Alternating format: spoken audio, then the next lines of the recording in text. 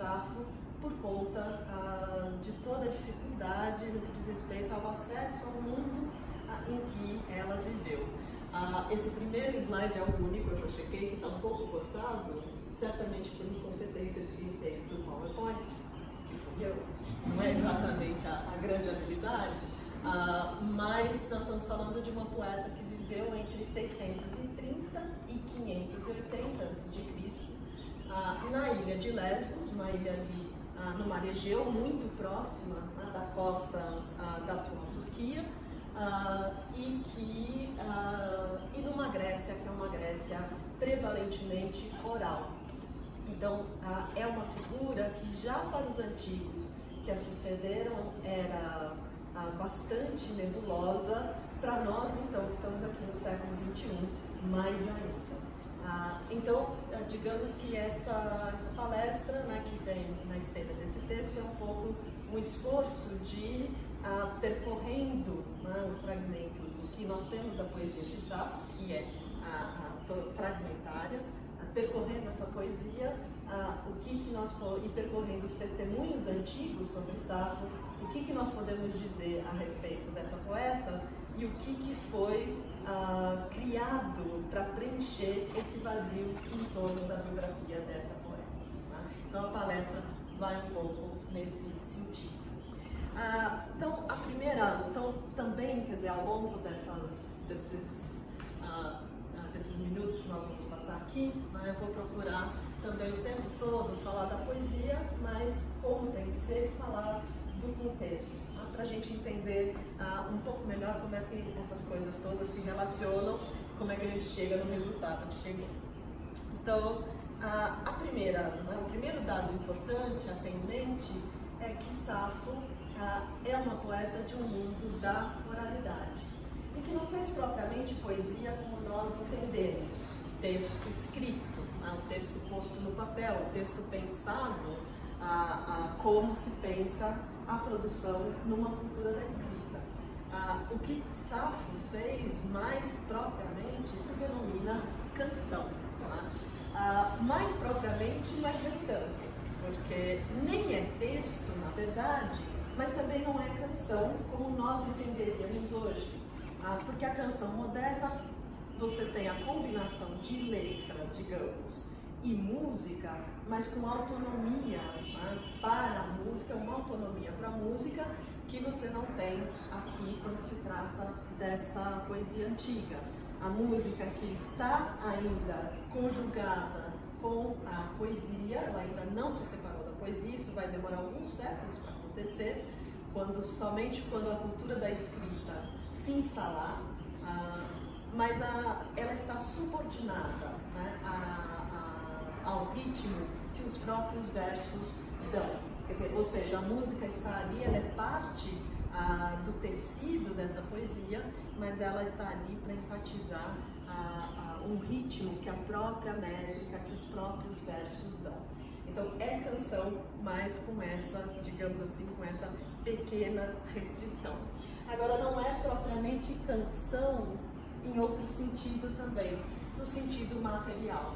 Safo chega para nós, né, ao longo de muitos séculos, nos quais a sua poesia sofreu as vicissitudes do tempo, dos humores dos tempos, da sorte e de toda uma série de fatores que não podem ser individualizados, mas que se somaram para uma preservação do corpo da sua obra dificultosa, uma preservação, digamos, muito reduzida. Nós temos apenas cerca de 200 fragmentos de Safo, muitos deles assim, de 2, 3 versos ou um pouco mais. O maior fragmento de Safo tem 32 versos, tá? O maior fragmento tem 32 versos, quer dizer, então é um corpo pouco numeroso, e o que nós temos, além de, né, serem poemas breves, são também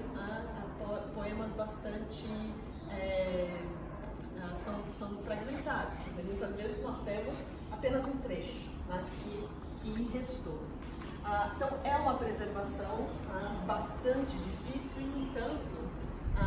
apesar dessa, digamos digamos assim, desse corpus tão precário e tão breve, nós estamos aqui falando de Safo, nós, né, assim, ao longo dos tempos continuamos falando de Safo, certamente continuaremos. Quer dizer, eu sempre brinco que é um pouco como a beleza da estatuária grega. Né? É um outro tipo de beleza, porque essa beleza, né, machucada, essa beleza truncada, essa beleza que não nos apresenta as peças inteiras. Tá?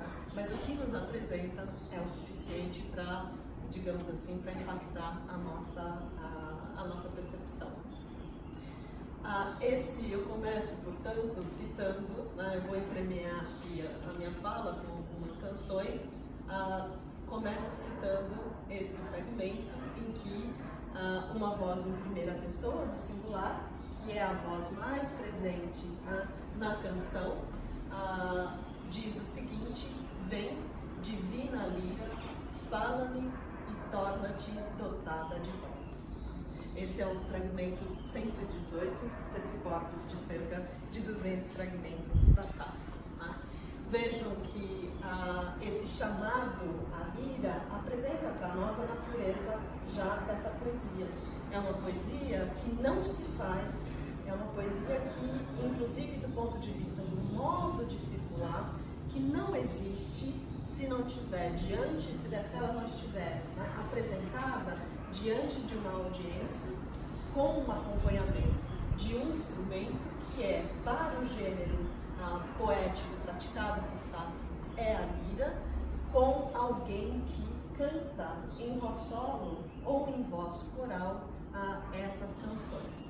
Então vejam que quando nós hoje abrimos uma antologia de poesia de Safo, nós vamos ler, vamos tentar interpretar, vamos ler silenciosamente. Nós estamos fazendo tudo que é absolutamente artificial e anacrônico, tá? Que é o que nós podemos fazer, é o que nos resta fazer. Mas essa poesia existia não para ser estudada, não para ser interpretada e muito menos para ser lida em silêncio. Ela existia apenas pela voz, para a voz e para a fruição, né? Para o prazer da plateia. Essa é a natureza fundamental dessa poesia nesse momento dessa Grécia oral. Tanto é assim que esta poesia, os mais antigos, da época de Safo e um pouco posteriormente, dos séculos imediatamente posteriores, vão chamar essa poesia de mélica, ou simplesmente de melos. Melos, que é um termo grego para canção, frase musical e daí canção. É um termo que ficou na nossa língua, em todo o léxico, mas ficou restrito ao léxico que tem a ver apenas com a música, o melódico, o melodioso, a melopeia e assim por diante. Né? Aqui, no entanto, melos denominava, era o termo, não era o único termo, mas era o termo mais usado para denominar o que Safo e os poetas do mesmo gênero poético faziam. Tá? Essa denominação tem a ver com a natureza dessa poesia, tem a ver com o modo como ela circula, mas vai mudar, sobretudo, a partir da Biblioteca de Alexandria. Nós estamos aqui na Grécia oral, a Grécia arcaica, dessa época de Safo. Depois nós temos ainda dois períodos da história grega, que são a Grécia clássica, todo mundo sempre muito associa ao teatro, que é um dos grandes gêneros, mas também a filosofia, enfim, ao momento ali dos anos de 450 a 323. E aí nós temos um terceiro período, que é o da Grécia helenística, que vai de 323 a 31, quando Roma passa a dominar a Grécia. Essa fase helenística, que é a última, é a fase em que se erige a famosíssima Biblioteca de Alexandria. Se nós temos uma biblioteca, é porque a cultura da oralidade não é mais a cultura prevalente. Nós estamos numa cultura da escrita. Quando a Biblioteca de Alexandria digamos assim, quando ela aparece, quando ela é realizada no Egito, o seu grande objetivo é guardar ali o que já era a grande poesia produzida pelos antigos, que para eles ali em Alexandria, em cerca de, digamos, 250 a.C., já era a grande poesia dos antigos. E que já não circulava como circulava antes. Ali essa poesia foi de fato tornada texto. E, muito significativamente, a poesia que antes era chamada de mélica ou melos, por causa da sua associação justamente com a lira, que é o instrumento que mais de perto se associa à sua performance, ela passou a ser chamada de lírica, que é uma terminologia que nós usamos tanto para quando nos referimos a esse gênero de poesia antiga, quanto para o gênero de poesia, um dos gêneros mais presentes na poesia moderna, tá? A poesia lírica. Modernamente é uma outra poesia, mas aqui quando nos referimos à poesia antiga, a lírica é américa, ou seja, é simplesmente a canção para performance ao som da lírica, que pode ser canto solo, canto coral, e no canto coral ainda pode ser associada a outros instrumentos, era associada a outros instrumentos e a dança. A apresentação da canção coral era um espetáculo, tá? Porque essa dança também era uma dança desenhada, coreografada. Tá? Então, nós estamos falando aqui de alguma coisa muito viva, que depois, digamos, se torna, quer dizer, que depois passa a existir apenas como texto e guarda no nome lírica a memória do que tinha sido no passado. Tá? Então, essa denominação é quase como uma maneira de guardar ali a memória dessa poesia quando ela era canção, tá? No momento em que ela passa a ser texto. Tá? Então, do ponto de vista, né, de que tipo de poesia nós estamos vendo, né, quando olhamos para Safo, né, essas são, digamos, são os elementos mais básicos. Né? E o que é essa poesia? É uma poesia que contempla assim, uma variedade muito grande de temas, uma variedade bastante grande de tons, de linguagens, mas é uma poesia que, no mais das vezes, como ela existe apenas em performance, ela vai estar sempre muito ancorada, num diálogo muito estreito com a vida da comunidade do poeta sincero. E nós vamos ver o que é essa vinculação que dá essa poesia um caráter pragmático também, que é uma coisa que a poesia moderna jamais vai ter. Quer dizer, é uma faceta totalmente estranha à poesia moderna. No mundo da oralidade, um dos grandes temas que vai estar contemplado aqui é justamente a memória. No mundo da oralidade, o que há de mais terrível não é morrer, mas é o esquecimento. Então, um dos grandes temas de toda a poesia grega, uma das grandes molas de como funciona, de como se faz e de como funciona a cultura nessa Grécia da oralidade é a memória. E a memória está sempre na boca dos poetas. O problema da memória está sempre na boca dos poetas. E aqui, nessa única linha que sobrou de uma canção, diz a persona, a performer do poeta, diz: digo, lembrar-se-á de nós alguém no porvir. De fato, né, essa única linha, ela foi citada, como é que ela sobrou para nós? Tá? Muito do que nós temos de Safo e dos outros poetas gregos, ou foi preservado em papiros, ou foi preservado em citações feitas por autores antigos, como Platão, como Aristóteles e muitos outros que vêm depois, e que estão escrevendo em prosa, e que por vezes citam a poesia para exemplificar algo da sua argumentação, para adornar algo da sua argumentação, mas que, quando fazem essas citações, não citam mais do que o necessário para reconhecimento de todos que estão ali naquela cultura. Eles não precisam citar uma canção inteirinha de Safo para que a audiência reconheça do que eles estão falando. É como nós, de uma canção conhecida, basta cantarolar o refrão, basta cantarolar alguma coisa e você preenche todo o resto.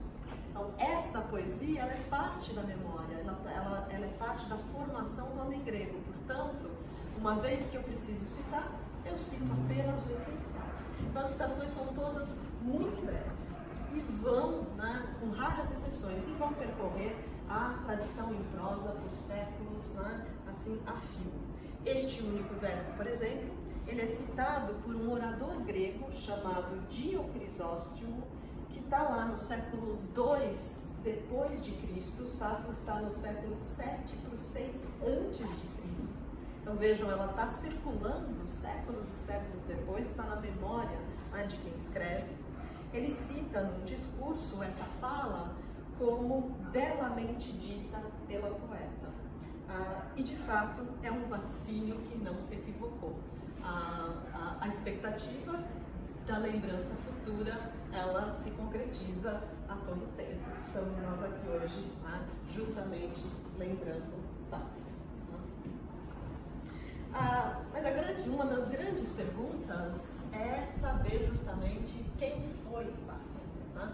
Temos a poesia e buscamos o tempo todo a poeta. E é um movimento natural, quer dizer, você conhece a obra, admira a obra, você quer saber quem é que está por trás daquela obra, né? Quem foi o sujeito que fez aquela obra. O problema nosso com Safo é sempre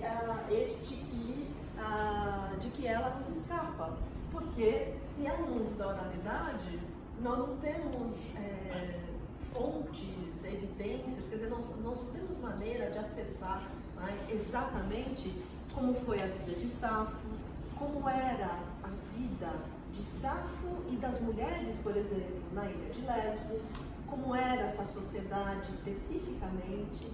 Nós sabemos, digamos em linhas largas, como funciona o mundo da Grécia arcaica, mas saber como é que funciona detalhadamente num local e no outro é sempre um desafio muito difícil de contornar. O que nós acabamos por fazer, porque também o ser humano tem um certo horror ao vácuo, é preenchê-lo com as próprias canções. Então, nesse sentido, o que os tempos foram criando? Como a primeira pessoa do singular está presente com muita força na poesia mélica, e eu não sei quem foi Safo, eu começo a ler a poesia como se fosse, digamos assim, biográfica, como se aquela voz que fala ali fosse exatamente a pessoa empírica de Safo. Os antigos faziam isso, criavam a biografia de Safo a partir da sua poesia e depois pegavam essa biografia criada pela poesia para ler a poesia novamente. Então, criando uma espécie de circularidade viciosa. E os modernos fizeram exatamente a mesma coisa, né? E muitas vezes, inclusive, a partir de, digamos assim, de febres momentâneas, né? Ou de questões momentâneas, que chamavam, que faziam emergir com mais força a figura de Safo. Então, tentar acessar Safo já é difícil pela questão do problema de lidarmos com uma figura do mundo da oralidade, mas é mais complicado ainda porque em torno dela se teceu um emaranhado de biografias anedóticas, né, de biografias que de factual não tem praticamente nada, e que transformam Safo em basicamente quem quer que você quer que ela seja. Né? Quer dizer, há uma Safo, há uma personagem de Safo para quem quiser, né, basicamente. Seria mais correto não falar de biografia de Safo, mas das ficções de Safo. Né? Ela foi, por exemplo, uma das figuras mais presentes nos palcos de Paris na Belle Époque no século XIX. Várias comédias, né, com Safo ali, quer dizer, e cada comédia retratando Safo de uma maneira. Né? Então, há Safos para todos os gostos, né, e para todas as expectativas. Então, o meu esforço aqui vai ser um pouco espremer desse emaranhado o que é que nós podemos dizer. Vocês vão ver que é muito pouca coisa. Né? Esses dois fragmentos, né, só para nos acompanharem, elas, as musas, me fizeram honrada com os dons de seus trabalhos. E o fragmento 39, e cobria seus pés, sandália fundador, belo trabalho. Né? Nesses dois fragmentos, nós temos de novo essa relação com a musa como uma relação com essa poesia que é a canção. O dom das musas é a dança, é o canto, é a habilidade de poetar. Então, essa relação é muito próxima aqui, e a percepção de que quem é poeta tem as musas ao seu lado. Os dons de seus trabalhos, elas os dão a esta voz. E no fragmento de baixo, eu coloco o fragmento de baixo para apontar para algo que é muito próprio do universo de Safo. É um universo marcado por uma série de canções que falam do próprio cantar, do próprio ato de cantar ou poetar, e é um universo profundamente marcado pelo feminino, a sandália, a cor, então pela referência a vestes, pelas personagens femininas que circulam ali, e uma atenção ao detalhe, um refinamento, uma sofisticação, tem uma presença muito forte do elemento de luxo. Isso é muito característico desse universo. Então, quando nós entramos no universo de Safo, essa é uma das grandes marcas. E nós vamos entender que há uma razão de ser para isso, e uma razão de ser que tem, digamos assim, relações com o modo como funcionava o mundo de Safo, que, é claro, é um modo como funciona muito diferente do nosso. A Lesbos, em que Safo viveu, a ilha de Lesbos, tinha uma cidade muito proeminente chamada Mitilene, e nós não sabemos se Safo nasceu ali, mas de todo modo todos os testemunhos indicam que foi ali que ela passou a maior parte da sua vida. Nós temos, na mesma época de Safo, que vem com uma poesia que é muito, do ponto de vista da composição, em todas as suas dimensões, é claramente uma poesia muito madura. Nós temos, ao mesmo tempo em que Safo está lá em Mitilene, um outro poeta do mesmo gênero poético chamado Alceu, que é um poeta e um soldado, como basicamente todo poeta homem no mundo grego arcaico. Todo poeta homem, em geral, também um aristocrata e é um soldado. Essas três coisas, elas estão amarradas. E Alceu também é um poeta que vai ter muita repercussão, vai ser muito conhecido e vai ter muita repercussão. O fato de que nós temos esses dois grandes poetas do mesmo gênero ali em Lesbos, em mais ou menos, os dois têm a mesma adaptação, isso significa que nós estamos olhando para um ponto da geografia grega que certamente tem uma tradição poética, e uma tradição poética forte, com, inclusive, a representação de uma mulher, quer dizer, uma poeta mulher.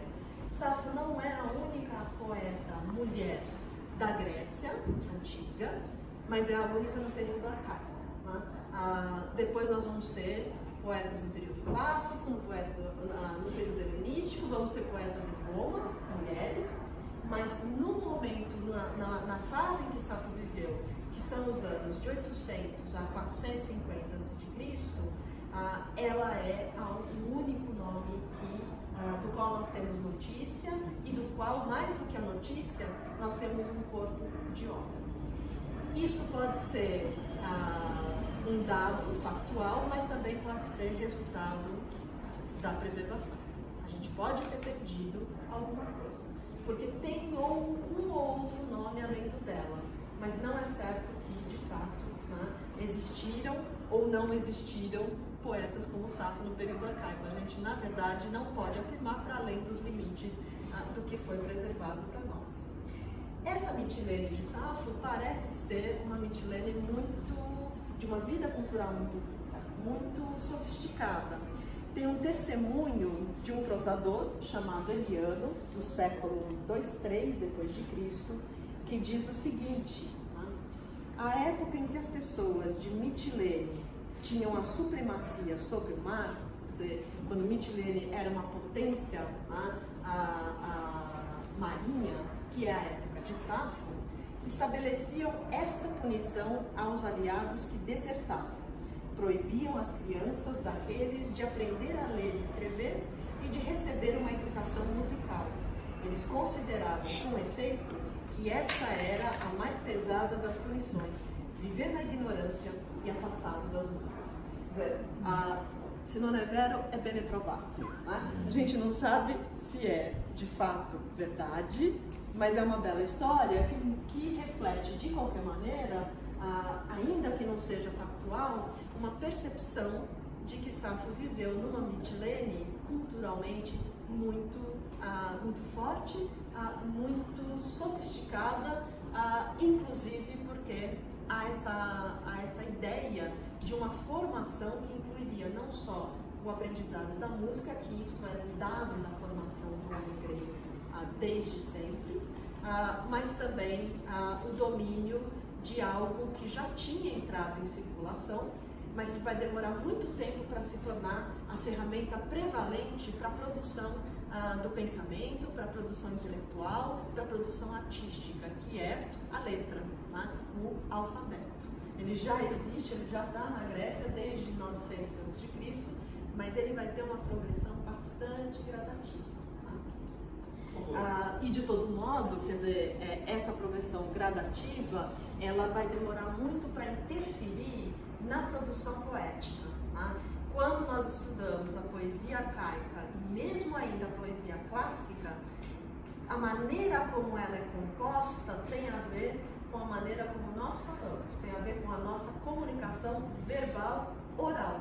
E não com a nossa, digamos assim, com a maneira como a gente se comunica pela escrita. Nesse sentido, uma das grandes marcas vai ser a repetição, que no mundo da escrita é algo a evitar. Né? Um texto escrito, ele não, um dos crimes, né, de um texto escrito é ser repetitivo nas palavras ou na argumentação. Na fala oral, não, na nossa comunicação verbal, não. A repetição, as comparações, a analogia, as digressões, né?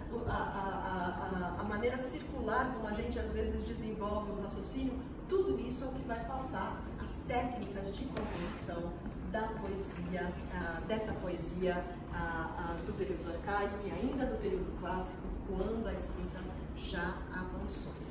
Então, nesse sentido, mesmo que a gente considere a presença do alfabeto, essa presença tem pouco impacto ainda na produção da poesia e menos ainda na circulação, né, da poesia. Tá? Foi. Você poderia repetir essa passagem do Eliano? Do Eliano?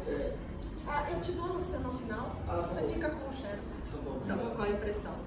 Obrigado. Então, nesse sentido, nós temos, quer dizer, nós temos nessa Mitilene esses dois grandes poetas, que são de famílias aristocratas e que, segundo os testemunhos antigos, vão ser muito afetados também pelo clima conturbado político da cidade. Por que conturbado politicamente? Porque a Grécia arcaica é um mundo em expansão, é um mundo que está enriquecendo, é um mundo em que a atividade comercial está, assim, numa intensidade crescente, bastante impressionante. É um momento em que nós temos as colonizações, então, assim, na Magna Grécia, no sul da Itália, na Sicília, né, aumenta a presença grega ali, também no litoral da Turquia. É um mundo de amadurecimento da cidade-estado, a célebre polis, em que se organizam as cidades gregas, e que vai trazer, com a urbanização, vai trazer uma série de demandas novas, vai apresentar processos, digamos, de complexização social, econômica, e que vão demandar acomodações para o que era a vida na Grécia até então, que era uma vida sobretudo rural, os pequenos proprietários de terra, os grandes senhores, e um aspecto, digamos assim, uma forma de viver que não era exatamente esta de vida coletiva dentro das cidades. Tá? Quando isso acontece, quer dizer, quando essa nova configuração se incrementa, nós vamos ter muitos conflitos, né, dentro das cidades. E, sobretudo, quanto mais a prosperidade se espalha, mais atores querem participar da vida política. E isso vai fazer com que a aristocracia, que em geral comandava as cidades, comece a ter a concorrência, por exemplo, de homens ricos. E com isso, a aristocracia começa a brigar com os homens ricos e entre si.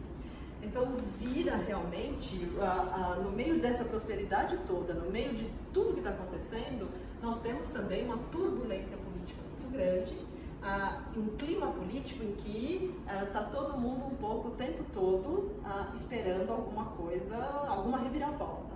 E em Lesbos não é diferente. Nós temos uma família que governava a ilha, que era a família dos Pentílidas, que se dizia descendente de Agamenon, nada mais, nada menos do que do líder dos aqueus na guerra de Troia.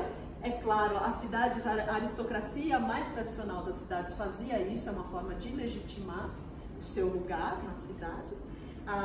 Essa aristocracia vai ser, digamos, desafiada pelas novas demandas, vai se fragmentar, então você tem um clima político muito conturbado que vai envolver as famílias de Safo e de Alceu. Para Safo, nós temos notícia de um exílio, que dizem que teria sido na Sicília, e de Alceu nós temos notícia de 2 exílios, era reincidente. Tá? No segundo exílio, parece que ele foi levado ao segundo exílio por tentar depor um dos governantes que tinha se instaurado no poder. E volta porque foi perdoado, tá, por esse governante.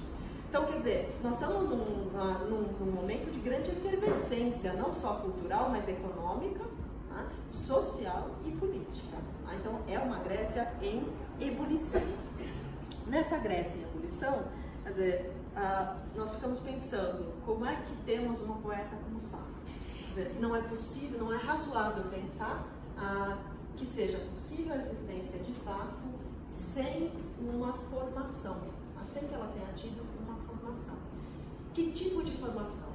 Estudando, né, sobretudo, são poucas evidências, mas estudando tudo que nós conhecemos sobre associações, especialmente femininas, nós sabemos que essa formação é uma formação, sobretudo, ligada a uma educação musical, e musical eu quero dizer canto, dança, tocar os instrumentos, né, assim, em todos os sentidos. É uma educação que tem muito a ver com o que no mundo grego era percebido como o conjunto de tarefas femininas, e destacadamente o tecer. Não é à toa que nós temos uma das figuras mais marcantes do nosso imaginário, a Penélope. Ela está associada justamente, né, ao tecer. Né? É o trabalho feminino por excelência. Né? O espaço feminino por excelência nesse mundo é o mundo da casa, o mundo do oikos, né? E, portanto, claro que parte da formação devia ter a ver com isso, e também a iniciação ao mundo da sensualidade e da sexualidade. E esse é claro que é um dos pontos mais importantes se nós considerarmos que 2 dados relevantes e perceptíveis claramente por quem quer que leia alguns fragmentos de Safo são a força do ingrediente erótico. A poesia de Safo é fortemente marcada pelo erotismo, e a presença de figuras femininas nessa chave erótica. Então nós podemos dizer é uma poesia profundamente marcada pelo homoerotismo, tá? Porque é o erotismo, mas sobretudo, não exclusivamente, mas sobretudo exercido no universo feminino. Por que isso? O que explicaria isso? É claro que leituras modernas, e às vezes não tanto modernas, mas leituras modernizantes, foram lendo isso ao longo dos tempos de uma maneira anacrônica, porque, digamos, trazendo demais para o próprio tempo algo que existiu de uma maneira muito distinta da nossa.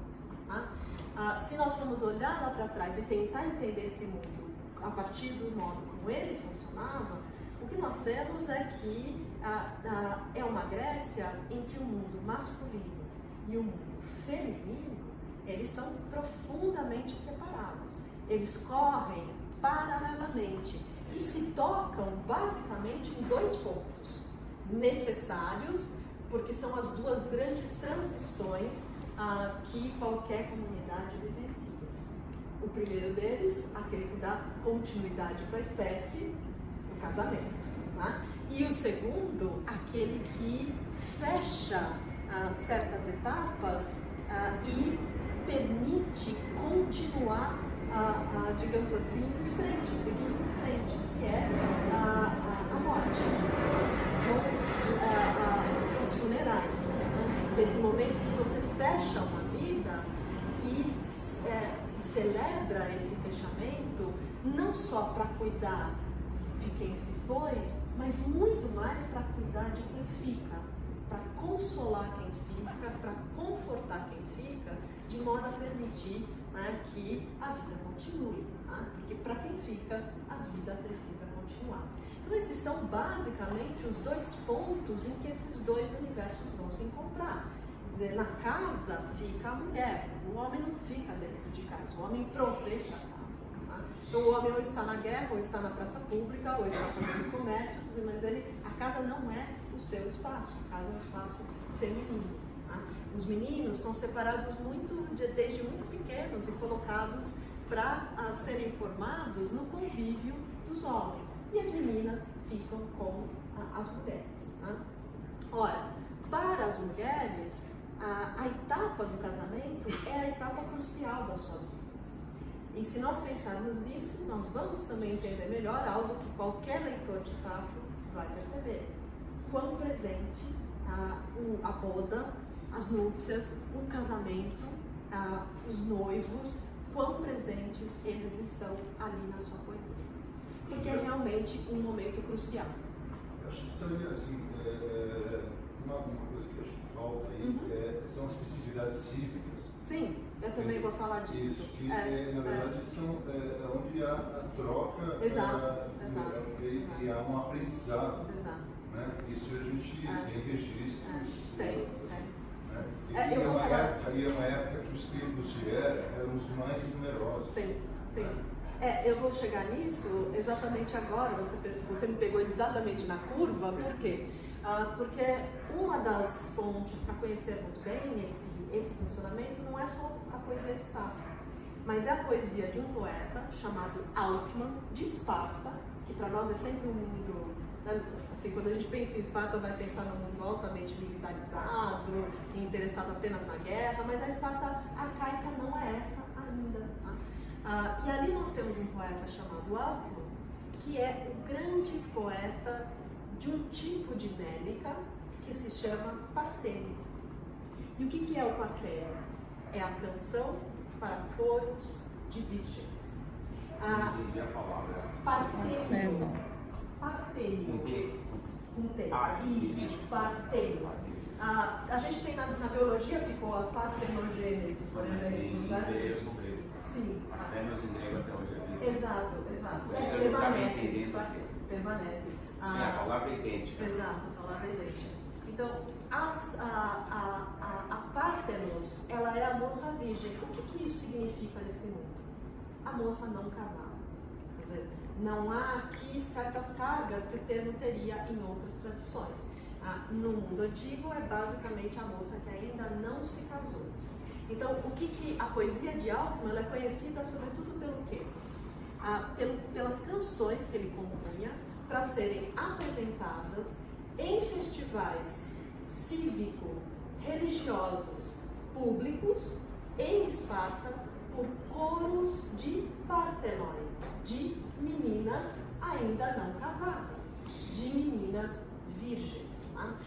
Então, vejam, elas eram apresentadas, né, em canções que, em geral, são canções muito marcadas pela autodramatização da performance, ou seja, elas cantam a própria performance, falam do que estão vestindo, falam dos seus adornos, falam dos seus próprios movimentos de dança. Elas são não só aquelas que cantam, mas a própria matéria do canto.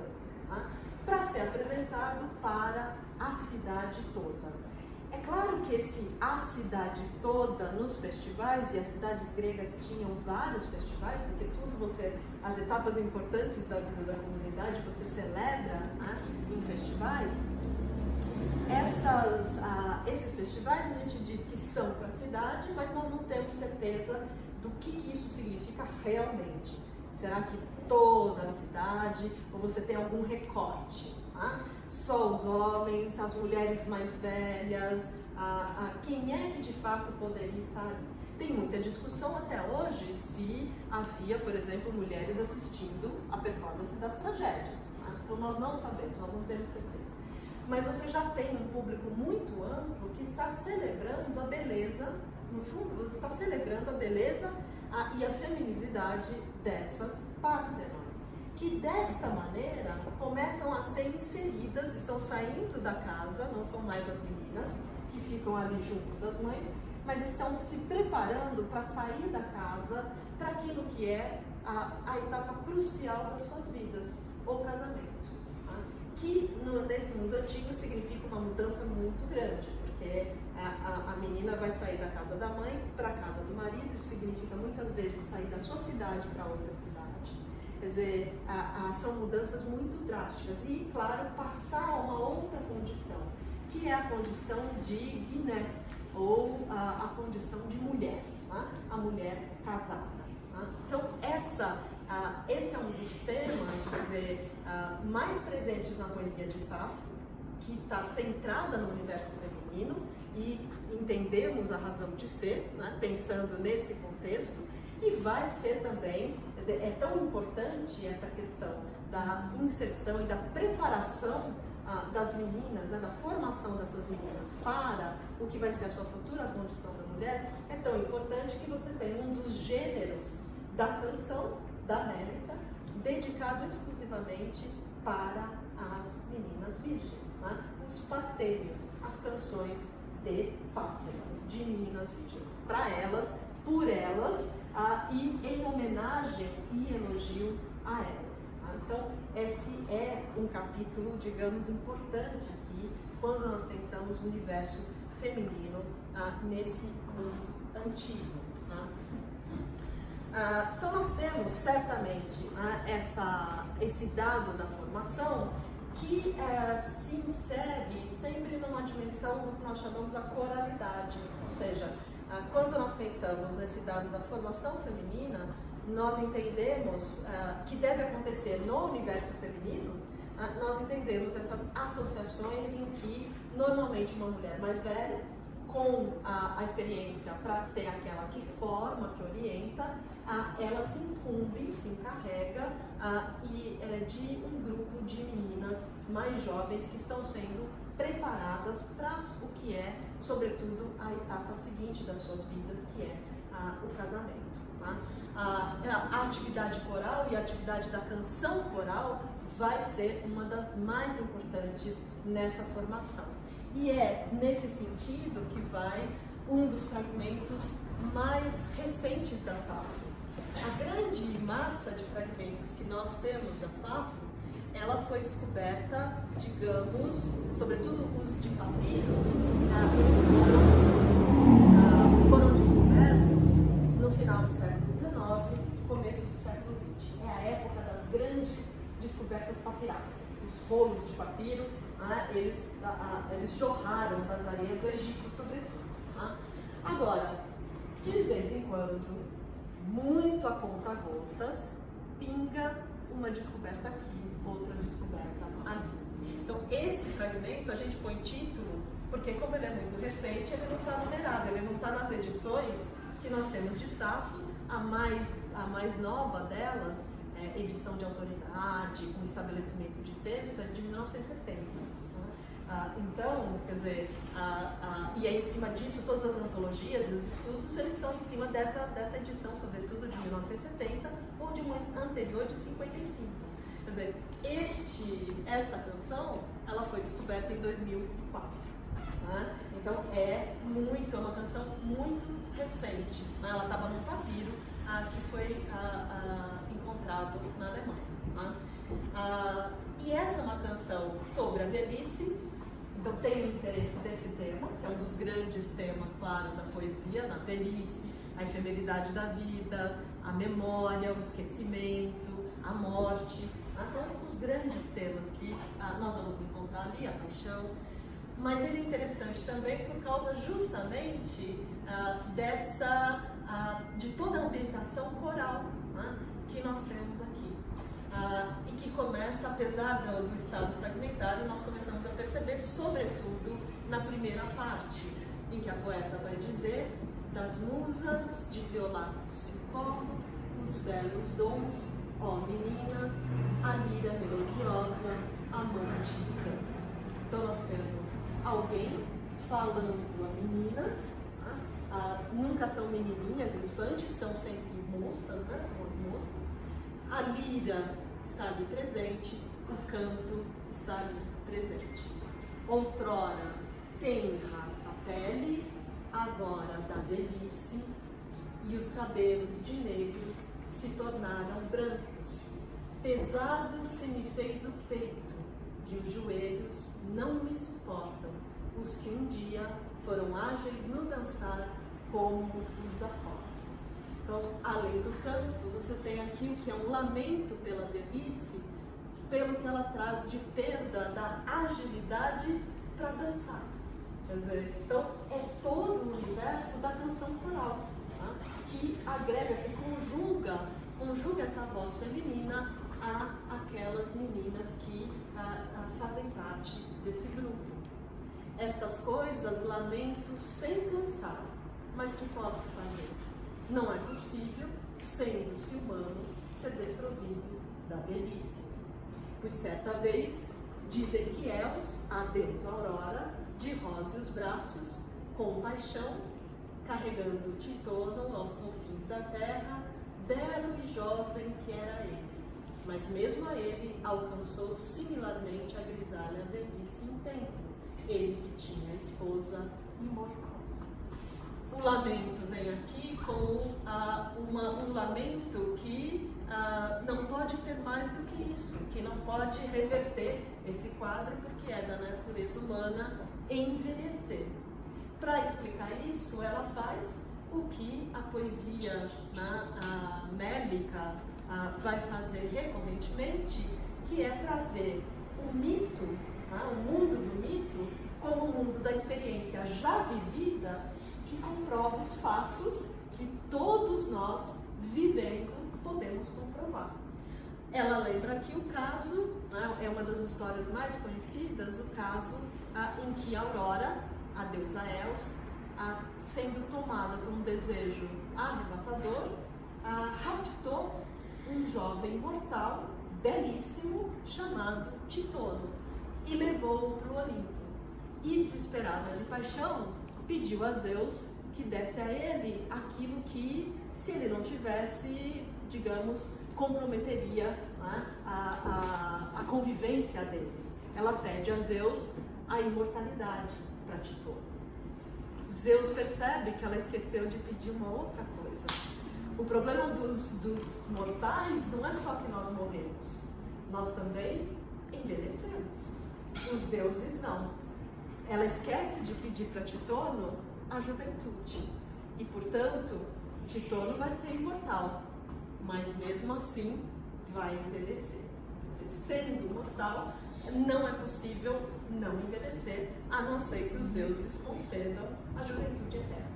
Então ela recorda aqui esse mito para ilustrar esse dado da experiência humana, da condição mortal.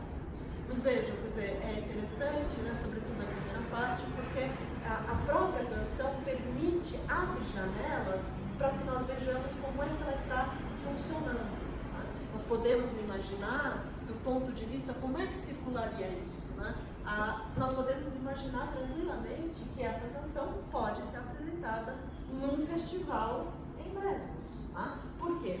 Os festivais na Grécia, eles são sempre celebrações da vida da cidade. Mas essas celebrações, elas são sempre também momentos em que se aproveita para homenagear um Deus que está mais relacionado com a ocasião da festa. Por isso que a gente diz que são festivais cívico-religiosos. Eles são feitos pela cidade, para a cidade, mas sempre na conexão com o Deus que se relaciona à ocasião do festival. Então, nós muitas vezes é difícil dizer, e aqui para Safo, nós não temos dados para falar da natureza desses festivais, mas essa é uma das grandes ocasiões de circulação da poesia no mundo antigo. Por quê? Porque para homenagear o Deus, o que eu faço? Além de sacrifícios, que digamos seria a parte mais cultural, eu homenageio os deuses, dando para os deuses prazer de contemplar a beleza. E a beleza está onde?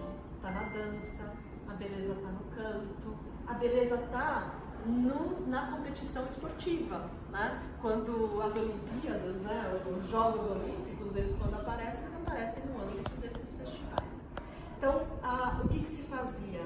Competições, os gregos competem por tudo. Então, nesses festivais tem competição de tudo. Competição de poesia homérica, competição de recitação de poesia hesiódica, competição de canção, e competição de elegia e assim por diante. Muitos dos gêneros poéticos acontecem, eles têm uma ocasião de performance dentro dessas competições nos festivais. Portanto, como parte da vida da cidade e servindo a uma função pragmática ali, que é a homenagem à divindade. Esse é um poema que facilmente se pode pensar em circulação nessa circunstância. Essa poesia foi encontrada em 2004 de onde? Num papiro que estava na Alemanha. Então, esse encontrado, os papiros que têm pingado, não são tanto papiros que têm sido, digamos, que não sabíamos onde está. São muito mais, às vezes, papiros que não conseguíamos ler. O papiro é uma planta, é vivo, ele escurece demais. Muitos papiros, aliás, a maior parte do papiro era usada para um texto, de repente a tinta apagava, eu escrevo outro por cima, porque o papiro era caríssimo. Tá? Então você tem que conseguir, digamos assim, às vezes você tem camadas e camadas, palimpsestos, né? Você tem textos sobre textos, então não é fácil você lidar com esse material. E às vezes se encontra papiros porque você vai mexer na cartonagem de uma múmia. A cartonagem é um nome mais elegante para aquela bandagem, né, que a múmia tem. E muitas múmias, a gente pensa sempre muito nos bens materiais, né? Mas em muitas múmias nós encontramos papiros enrolados com as canções que certamente eram prezadas por aquele que se foi. Então tem vários papiros que foram achados no meio da cartonagem de uma múmia. Tá? Então, são as histórias, assim, quando a gente vai para essa questão da transmissão, é bem aventuresco, né? Porque você, assim, tem um texto de Safo muito conhecido que foi, nós tínhamos uma estrofe, 4 versos citados numa obra que é uma obra que narra um banquete de muitos e muitos dias. De repente, numa biblioteca em Florença, a Biblioteca Laurenciana, encontraram um vaso de cerâmica quebrado que tinha o resto do poema, que tinha mais 3 ou 4 estrofes do poema. Quer dizer, então, tem muito de acidental, tem muito de inusitado, né? Tem muito da sorte aqui. Né? Então, enfim, e esse aqui é um pouco um desses casos. Né? Então, esse é um dos fragmentos que, digamos assim, que tem uma importância grande, sobretudo por causa dessa cena coral que ele nos apresenta, que ele nos deixa ver, porque ele recoloca um pouco as coisas nos seus devidos lugares. Um dos problemas da poesia de Safo é que nós temos uma presença muito forte da primeira pessoa do singular e uma poesia muito altamente erótica. Então, a leitura, nós tendemos, né, o nosso grande paradigma é o paradigma romântico. Então, é muito fácil você ler romanticamente como aquela poesia, como uma espécie de, os franceses dizem, o cri du cœur, né, o grito do coração da poeta, né, assim, a extroversão dos seus sentimentos, quer dizer, ler biograficamente. Na verdade, o que nós temos aqui é sempre pensar que é uma poesia altamente dramática, né? Está dramatizando a situações, temas, de uma maneira muito mais marcada do que no mundo da poesia da escrita, tá? Porque inclusive isso está sendo levado para uma performance, tá? Então o poeta aqui e o eu é fundamentalmente um performer, né? Então, passando um pouco, né, adiante, né, esse é um pouco o cenário de Safo. Agora, o que é que nós sabemos da poeta, né, especificamente, da biografia de Safo? Além da sua data de nascimento, da sua data de morte, o que já é, né, você ter essas datas aproximadas já é um ganho, em geral nós não temos, tá? E desse, pelo menos de uma localização, a cidade onde ela viveu, o que mais nós temos? Nós temos, ela teve um pai, sim, né? Certamente, mas nós temos 9 nomes, nós temos 9 candidatos para o pai de Safo. Quer dizer, então, dependendo da tradição, dependendo do testemunho, aparece lá um nome para Safo. Se, digamos assim, se pensarmos que, claro, pode haver sempre, né, toda a poesia pode estar, ou sempre está trabalhando minimamente elementos da realidade, quer dizer, os antigos já liam assim e nós continuamos a ler dessa maneira, ela teria tido uma filha e uma mãe com o mesmo nome, chamada Cleis. Isso é parte do universo poético, mas, digamos, é um dos elementos que se consolidou de alguma maneira como um elemento que deve ser, que tem boas chances de ser biográfico. Tá? Cleis aparece em alguns fragmentos de Safo, tá? Um deles é esse. Tenho bela menina, portando forma símil a das áureas flores, Cleis, filha única. Por ela eu não trocaria toda a Lídia, nem a amável Lesbos. Tá? As interrogações, as reticências nunca são idiosincrasia do tradutor. Tá? Elas apontam para aquilo que não é legível perfeitamente no texto. Tá? Então são as possibilidades. O que é interessante nesse fragmento, que já nós vimos naquele da sandália, a sandália furtacor era um trabalho lídio, né? Um belo trabalho lídio. Aqui ela diz, eu não troco a minha filha nem pela Lesbos, que é a amável Lesbos minha, nem por toda a Lídia. O que é a Lídia? Eu disse para vocês, e aquele fragmento da sandália aponta para isso, como é marcada na poesia de Safo, como é marcado o mundo da sofisticação, do refinamento e do luxo. A Lídia é um reino na Ásia Menor, muito próximo de Lesbos. E Lesbos já está mais ou menos, se não me engano, 30 quilômetros da costa da atual Turquia. Onde é hoje a Turquia, você tem uma série de reinos, né? É a Ásia Menor antiga, você tem muitos reinos ali. E a Lídia era um dos mais próximos ali na direção de Lesbos.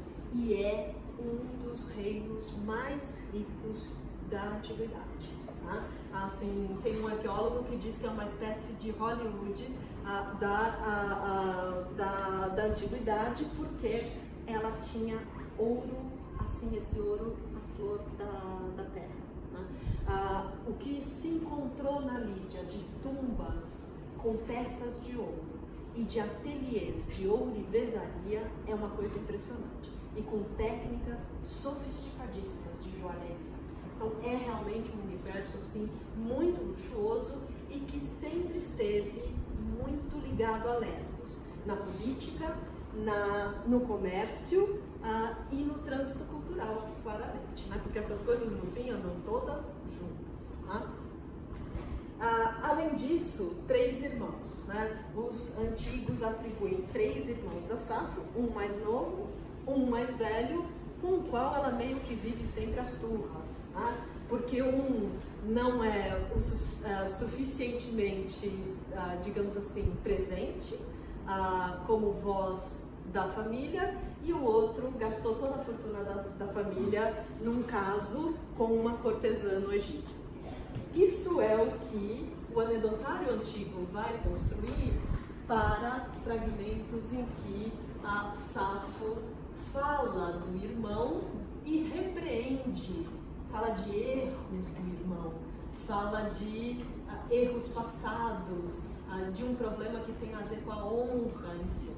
Então, essa figura, né, no caso, Caraxo teria sido esse irmão que tomou boa parte da fortuna da família, e Dórica, nesta canção aqui, o fragmento 15, teria sido a amante que o levou à bancarrota, tá? No Egito. Ele era um comerciante de vinho. Claro que o fragmento não permite dizer nada disso. Em 600 a.C., é muito antes de Alexandre. Sim. E já tinham contato com o Egito? Oh, Já? bastante intenso. Particularmente, tem uma cidade no Egito que se chama Náucratis. Sim, eu sei. É uma colônia. É uma das mais antigas. Sim. Então, Independentemente independentemente. Na verdade, inclusive, já os minóicos e os micênicos estão em contato com o Egito, antes mesmo dos gregos históricos. Então, aqui, em toda essa narrativa, Caraxo vai ser, esse irmão de Safo, vai ser um comerciante de vinhos, tá? Entre Lesbos e o Egito. Tá? Claro que nada disso é possível de ver nos fragmentos. Tudo isso, toda essa história da bancarrota, etc., isso vai ser construído pelo anedotário antigo para explicar a reclamação que nós vemos nos fragmentos, como no primeiro. Né? Ó Cipres é um epíteto de Afrodite, né? Então, ó Afrodite Nereidas, as deusas do mar, e Leso, a mim, o meu irmão, concedei aqui chegar, e o que ele queira que seja no seu coração, tudo cumprir. Que seus erros passados, todos, ele repare. Né? Então tem alguma coisa aqui que ele precisa corrigir. E que aos amigos uma alegria ele seja, provavelmente que eles sejam maus inimigos, porque a lógica do mundo grego é essa, ser dos seus amigos e mais amargo aos inimigos, né? O mais amargo possível aos inimigos. E que não nos seja, e a irmã que ele a queira fazer, honra, sofrimento, cidadãos. Então tem alguma projeção da cidade, tem uma questão da honra, tem alguma coisa aqui que envolve essa personagem. Mas até que ponto isso é biográfico e até que ponto o que os testemunhos depois vão construir essa história que envolve Dórica, isso nós não podemos dizer. E parece mais anedotário do que outra coisa. Tem todos os elementos de anedotário. Dórica que aqui, né, numa outra prece a Afrodite, disse: ó Cipres, ó Afrodite, e a mais amarga te descubra, e não se vanglorie nisto, contando ela, Dórica, como uma segunda vez ele veio. Então talvez isso fale de uma segunda, de uma recaída de Caraxo, digamos assim, e da Dórica se vangloriando disso. E digamos que não é uma prece em benefício de Dórica, essa que está sendo feita aqui. Tá? Então, vejam como aparecem esses elementos, há um eu, há um irmão, né? Há essa presença de Dórica que nós vamos ver depois nos testemunhos, mas o que os testemunhos constroem, nós não podemos saber até que ponto é factual. Tá? E, na verdade, tem muito de, digamos, tem muito de anedótico. Tá? Ainda num papiro que foi encontrado, porque os papiros, além de trazerem poesia ou prosa, trazem também estudos. Os antigos já estavam estudando os poetas. Um papiro de 200 depois de Cristo, intitulado sobre Safo, era um estudo sobre Safo, lê-se o seguinte: irmãos tinha ela 3, Erígio, Lárico e o mais velho, Caraxo, que navegou ao Egito com seta dórica e gastou larga quantia nela. Então, este papiro é de 200 depois de Cristo. O primeiro a começar a falar dessa história de Dórica e do irmão de Safo é Heródoto, em cerca de 440 a.C. Então, vejam como a anedota ela é feita e ela circula, ela vai se consolidando. Há séculos e séculos ela vai sendo repetida e muitas vezes, vocês sabem, quem conta um conto aumenta um muito pouco. Então, você vai percorrendo e você vai vendo como, digamos, a imaginação vai muitas vezes elaborando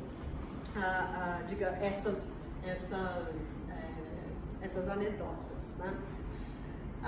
De qualquer modo, né, essa história realmente, né, vai circular bastante. Isso faz parte do que nós chamamos a recepção de Safo, que é através da qual nós conseguimos também conhecer algo da sua poesia, né? Muitas vezes as anedotas não são factuais, mas elas são importantes pelo que elas refletem.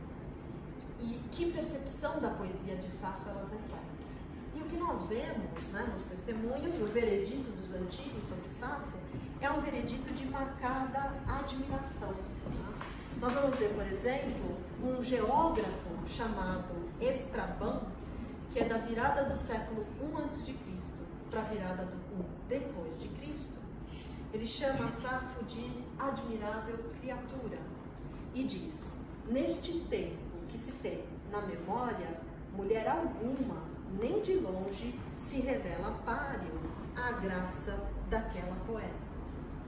Estobeu, que é um pensador do século V depois de Cristo, então ele está lá nos 400 depois de Cristo, ele conta uma história que, de novo, pode não ser verdadeira, mas é muito significativa, em que ele coloca em cena Solon, aquele célebre legislador, reformador, né, governante, um estadista mesmo, entre os antigos, de Atenas, que viveu em cerca, o Solon viveu mais ou menos na época de Safo, 640 a 560 a.C. E aí, Estobeu conta a seguinte história: Solon de Atenas, filho de Execéstides, quando seu sobrinho cantou uma canção de Safo no simpósio, amou-a e pediu-lhe que a ensinasse assim. E quando alguém perguntou a razão para estar tão desejoso de aprendê-la, ele disse: para que tendo aprendido, possa eu morrer. Então, que é a essência, né? Para que aprender? Para simplesmente ser. Porque é melhor do que não aprender, para morrer.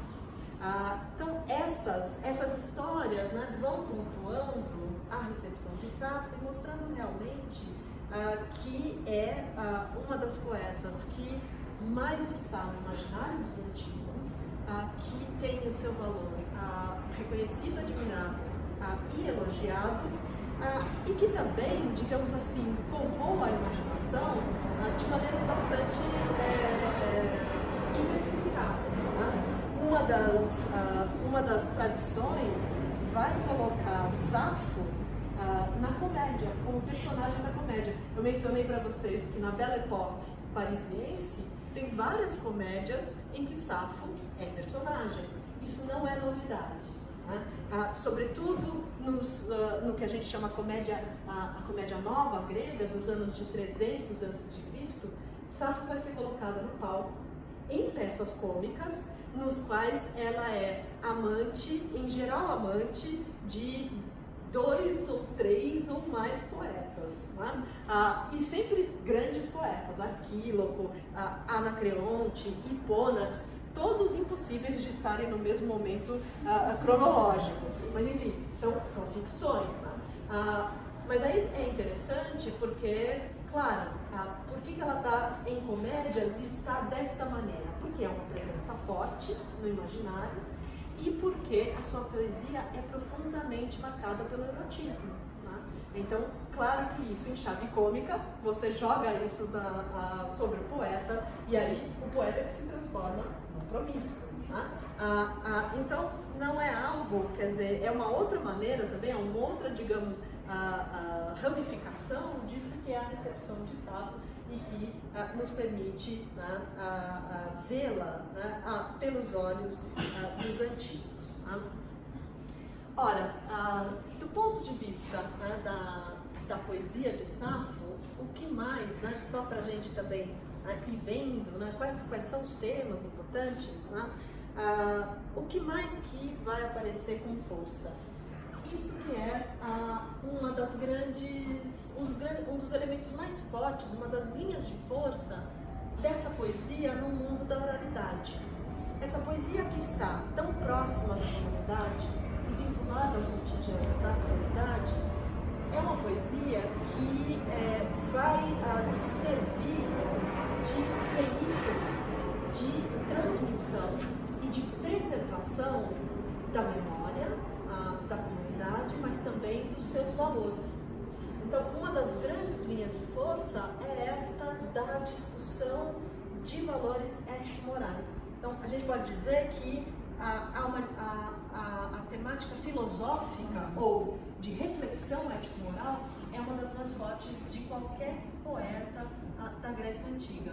E nós vemos isso aqui nesse fragmento de Safo, em que, por exemplo, ela vai dizer: a riqueza sem a excelência não é vizinha inofensiva, mas a mistura de ambas traz a mais alta felicidade. Né? Então, há um fragmento que está pensando aqui esses dois valores, riqueza e excelência, né? E como é que eles devem se relacionar.